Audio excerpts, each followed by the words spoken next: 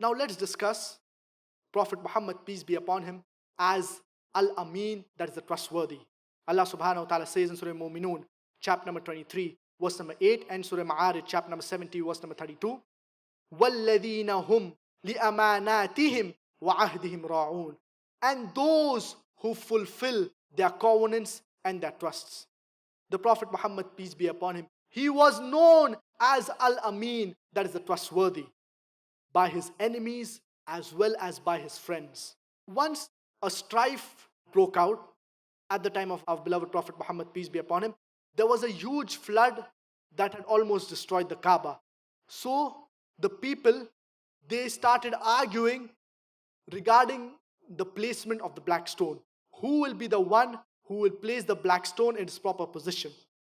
So later on they agree that the first person to come in the presence of the Kaaba, he will decide on who will place the black stone.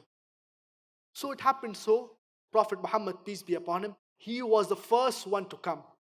So the people, they cried out, Al-Amin, that is the trustworthy has come. He will deal with justice. So the Prophet, peace be upon him, asked the people to get a huge sheet of cloth.